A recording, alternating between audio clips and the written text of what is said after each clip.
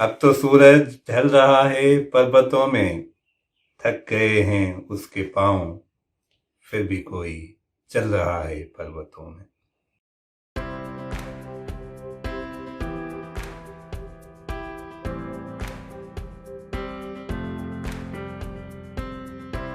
अस्सलाम वालेकुम दोस्तों, जैसे कि मैं हूँ अयाज महर। उम्मीद है कि अल्लाह के करम से आप सब लोग ठीक होंगे। आज आज हम बैठे हैं मोहम्मद बख्श महर लाइब्रेरी पे और मेरे बहुत ही दो प्यारे दोस्त आए हुए हैं।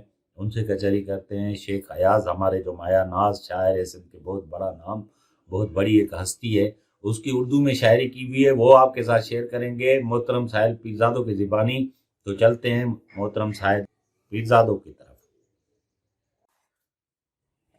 दोस्तों, आज हम सिंधी ज़बान के अजीम शायर शेख अयाज साहब की किताब, उर्दू शायरी की किताब बुए गुल नाले दिल से आपके सामने एक नज़म पेश कर रहे हैं, जिससे उनके तख़य्युल का आपको अंदाज़ा होगा कि वो कितने डीप हैं और कितने मासूम हैं अपने तख़य्युल में।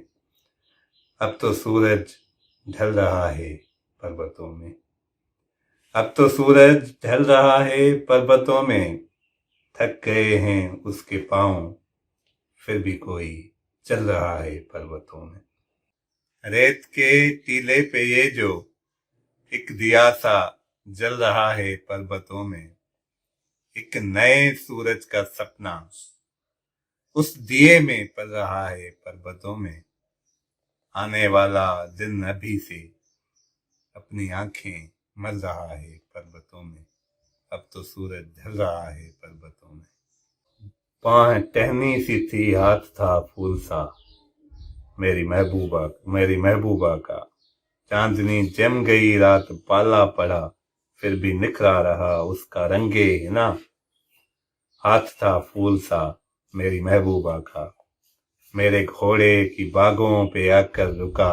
हाथ वो फूल सा, कोई कहने लगा, तुम कहाँ जा रहे हो सलोने पिया।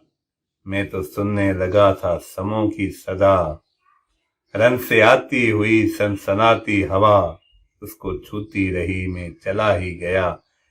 अब तो लड़ते हुए शाम होने लगी और लहू की लहक रंग खोने लगी। लाशें बिखरी हुई हैं कई रेत पर, लाशें बिखरी हुई है कई रेत पर, एक सूखे हुए खेत पर। मैं खड़ा सोचता हूँ कि क्यों झड़ गया हाथ वो फूल सा मेरी महबूबा। जैसे कि आपने उर्दू में शेख अयाज की शायरी सुनी, बहुत ही लाजवाब, बहुत ही बड़ा नाम है, एक हमारे सिंध का बहुत ही बड़ा नाम है शायरी में। वो शायरी बहुत ही किताब बुक्स जो हैं उसके पब्लिश हुए हैं और वो आपने सुनी। वीडियो अच्छी लगी हो तो लाइक करें, शेयर करें, कमेंट करें और सब्सक्राइब करें। अल्लाह हाफिज़।